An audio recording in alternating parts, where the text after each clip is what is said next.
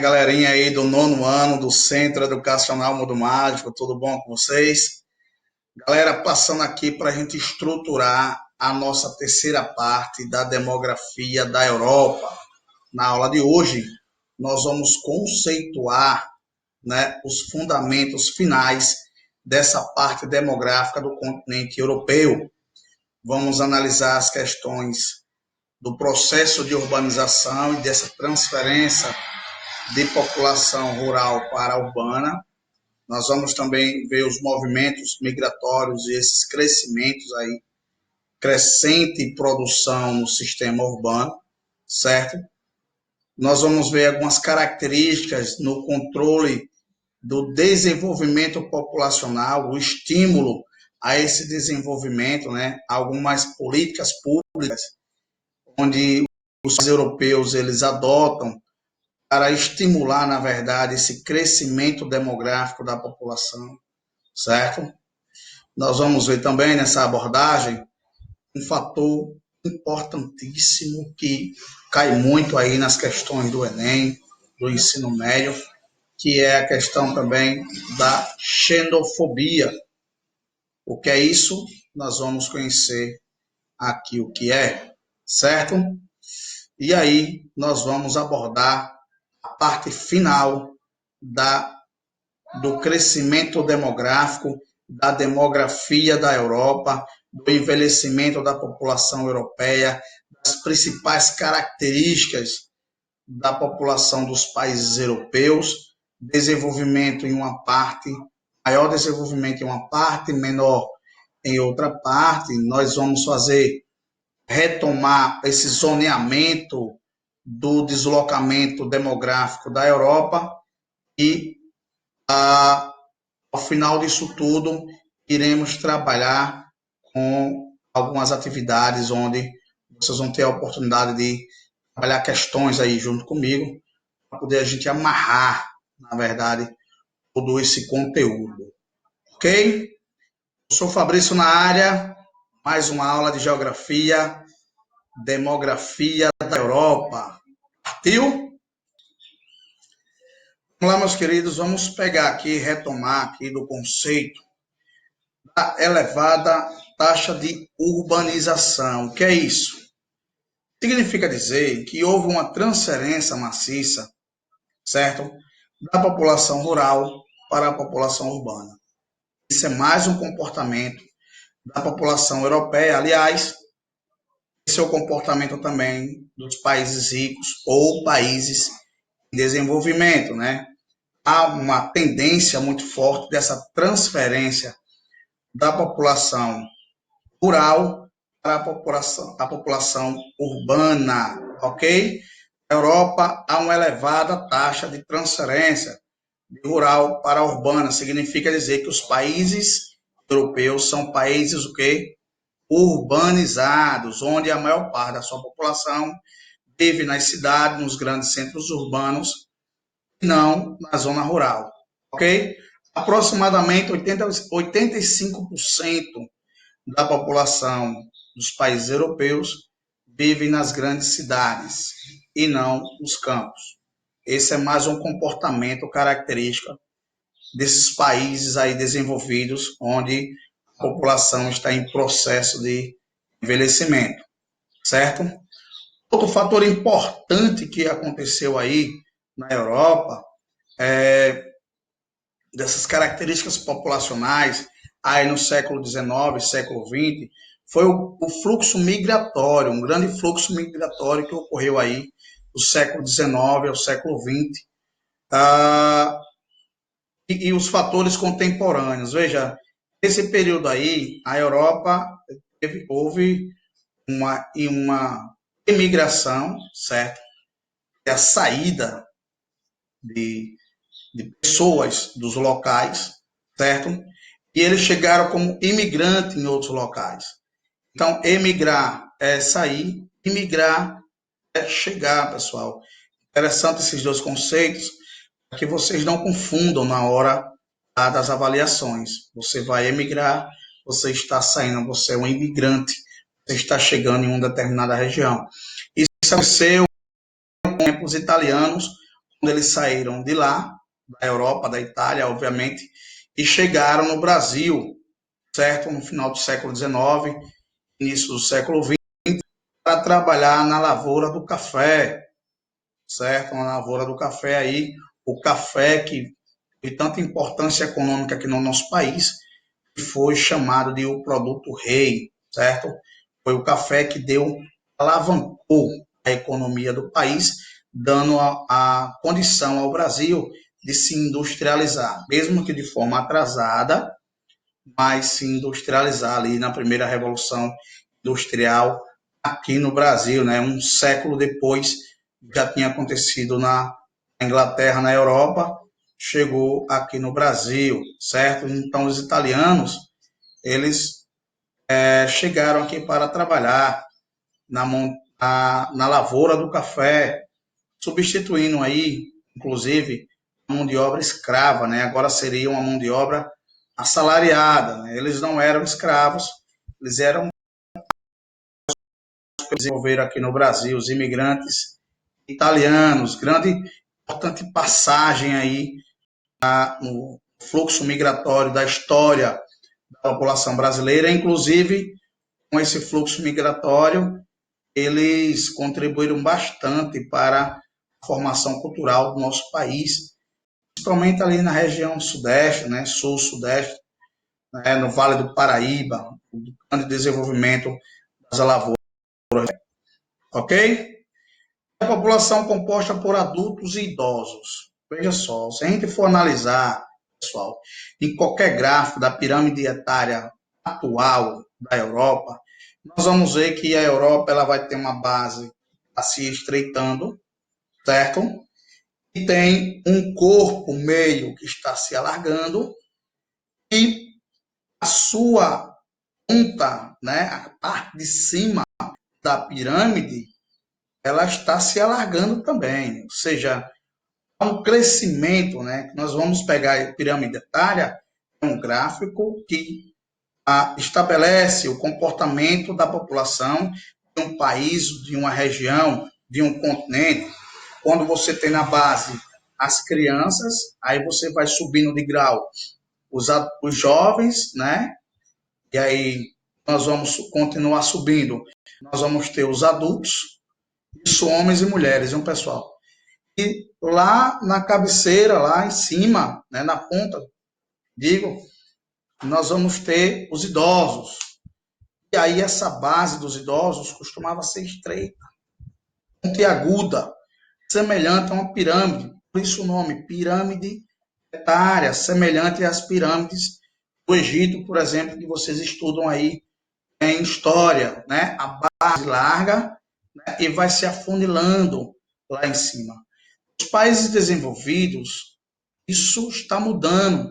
A pirâmide etária está mudando a sua característica. Nós vamos ter uma base cada vez mais estreita, que vai se estreitando, ou seja, o número de crianças, né? O número de crianças vai se diminuindo.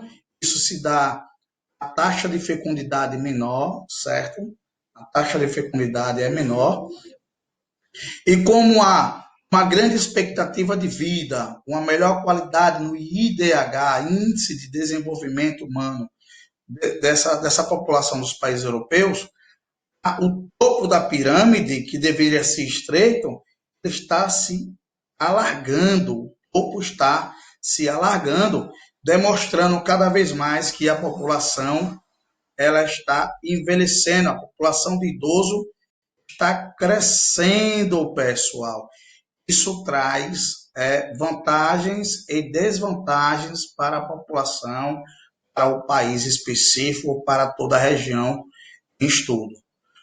Quais são as vantagens? A vantagem, pessoal, é a qualidade de vida. Se você tem um número crescente de idosos, você chega, obviamente, à conclusão de que as pessoas estão vivendo mais, melhor, vivendo bem, a qualidade de vida. Você tem lá um sistema público de saúde que funciona, você tem lá um sistema adaptado à assistência social do idoso que funciona, então você envelhece com qualidade, certo? Nós sabemos que crianças e idosos são as fases da vida que mais se precisa de médicos e hospitais com especialistas de determinadas áreas. Então, quando você tem ali uma qualidade de vida, né, estruturada, legal, os padrões, saúde, educação, moradia, saneamento básico, toda essa infraestrutura envolvida, funcionando, obviamente que as pessoas vão viver mais e melhor, né? E aí vai provocar o envelhecimento da população. Isso é bom, você está vivendo mais e com qualidade, melhor, o padrão de vida é elevado. Professor, e qual que é o problema? Então, é o paraíso. Pessoal, o problema disso é que quem vai pagar a conta somos nós mesmos com a questão dos impostos. No Brasil, aqui, então, a Previdência Social, já está aí toda a reforma da Previdência, onde o tempo de aposentadoria já foi todo alterado, certo? E cada vez mais os jovens e adultos que estão na PE, a população economicamente ativa, vão ter que trabalhar mais para sustentar a aposentadoria dos pais de vocês. Por exemplo, vocês vão trabalhar mais para sustentar a aposentadoria dos pais de vocês, por exemplo. Né?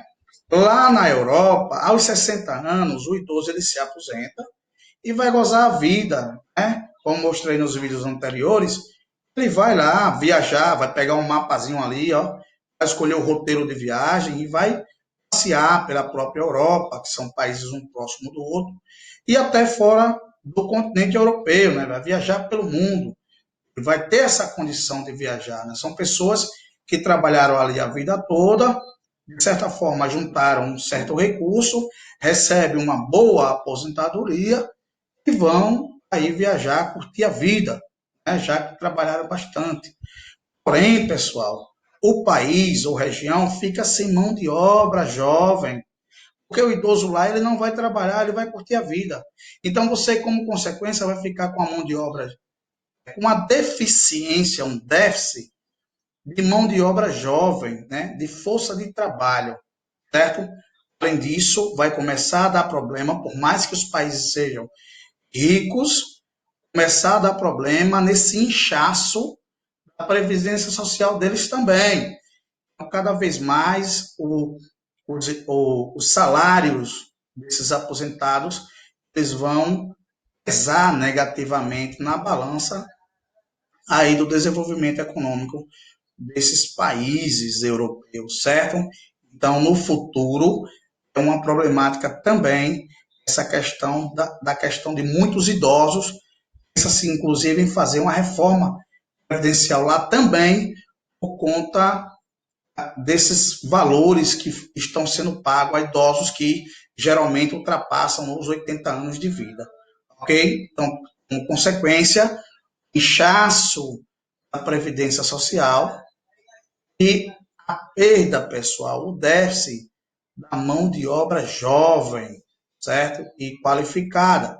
Aí há essas consequências no desenvolvimento populacional desses países, certo? Políticas de incentivo à natalidade. Levando em consideração esses problemas que eu acabei de citar, os países europeus desenvolvem, né, as políticas de incentivo à natalidade. Veja, cada região do mundo trabalha de uma determinada forma. A China, como tem muita gente já, 1,3 bilhões de seres humanos, a, eles desenvolvem lá políticas de contenção da natalidade, né? Para não nascer mais, e aí desenvolveram lá a política do filho único, por exemplo, certo? Já nos países europeus, certo, pessoal? Países como, por exemplo, o Canadá, desenvolve a política de incentivo à natalidade. O que é isso? Pessoal, explicando de uma forma geral, o governo ele incentiva de forma financeira, certo? Ele paga um tributo aos casais que pretendem ter filhos e aí eles incentivam porque quanto maior o número de filhos que você tiver, maior também será o valor a receber. Além disso, pessoal, tem toda uma assistência médica, hospitalar, assistência na, na educação, pessoal, tudo garantida pelo governo. Então, os pais quase que não terão esse custo que, por exemplo, ocorre no Brasil, né? Uma mensalidade escolar, você tem condições de colocar o seu filho. Duas, três, quatro, cinco filhos, na escola particular já vai ocorrer um peso aí, certo? Na agenda financeira da família.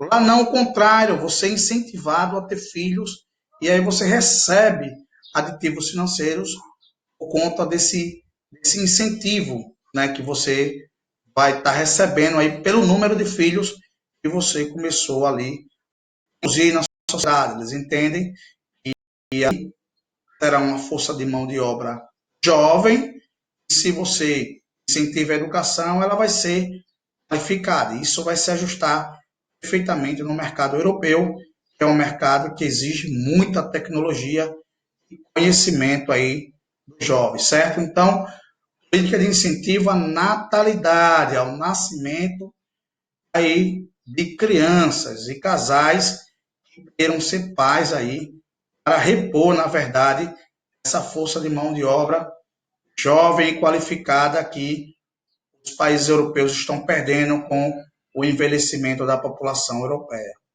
Ok?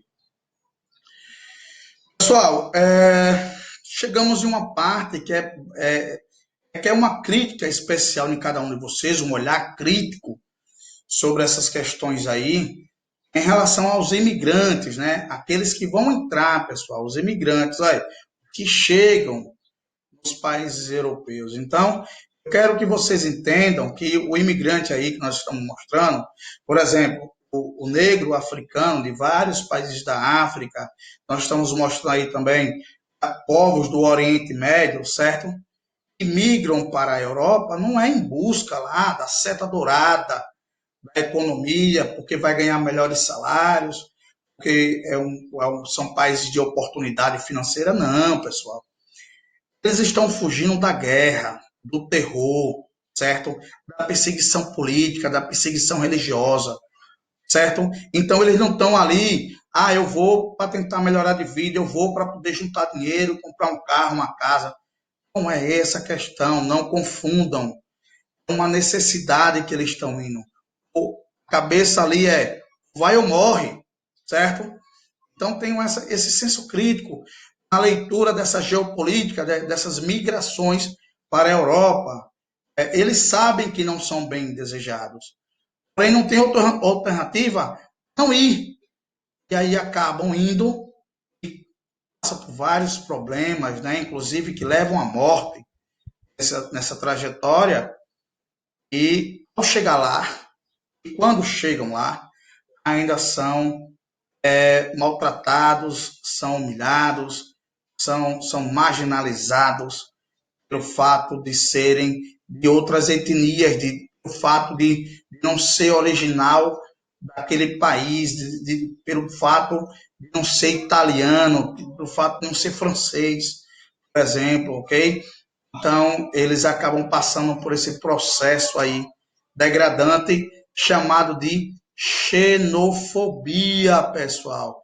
Vamos agora entender o que é xenofobia, certo? A xenofobia, a imagem aí, ela clara, né? Do que vem a ser a xenofobia. Nós estamos vendo aí os governantes italianos chutando um barquinho africano, né? Passando ali da África, tentando atravessar ali o mar Mediterrâneo, um barquinho que muitas das vezes são botes salva-vidas.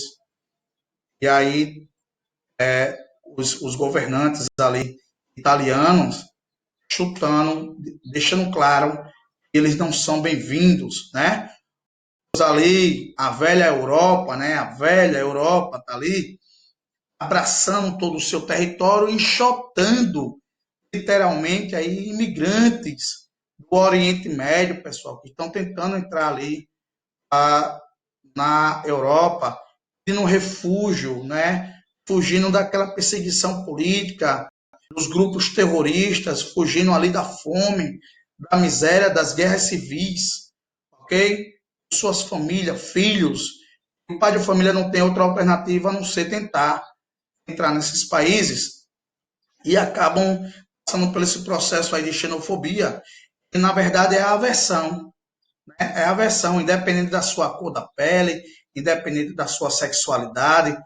Não, é independente disso. Simplesmente o fato de você não ser natural daquele país, daquela região. Você é tratado de forma discriminatória, você é enxotado de lá para fora. Então, é um conceito que é muito aí nas provas em vestibulares, que é a questão da xenofobia, né? Vários países da Europa cometem esse processo aí de xenofobia. Pessoal, e aí nós temos a perspectiva da esperança e união, né? Temos uma unidade mais justa, social mais justa, se dermos as mãos e tornarmos aí, abraçar, né? O planeta com todos os seus benefícios e os malefícios, com todas as suas vantagens e desvantagens, né? Com seus problemas ou não, certo? Então, o que essa imagem quer dizer? Não podemos fechar os olhos para esses menos favorecidos, da África, do Oriente Médio, a própria aqui na América Latina nós temos também esses processos. Não podemos fechar os olhos, precisamos abraçar, né? Obviamente com muita responsabilidade, com muito controle, com muito desenvolvimento de forma sustentável. Precisamos abraçar as causas mundiais para que a gente tenha um mundo mais justo e igualitário. Ok? Nessa perspectiva que eu trago para vocês o Homem de Ferro aí, né? Um personagem da Marvel que vocês conhecem, porque para demonstrar que nessa vida, muitas das vezes, precisamos revestir da nossa armadura de ferro para enfrentar os problemas da vida e impor, né, de forma contundente o seu papel na sociedade, que é de transformar. Você tem um papel transformador, você precisa começar a utilizá-lo para o bem, para fazer o bem, para ajudar as pessoas. Ok, pessoal? Nós ficamos nessa aula de hoje por aqui. Espero que tenham compreendido, anotado aí todos os fundamentos, as relações, para quando chegar nas atividades a gente possa trabalhar, né, de forma assertiva. Beleza? Forte abraço, fiquem todos com Deus. Ficamos por aqui nessa aula de hoje. Mais.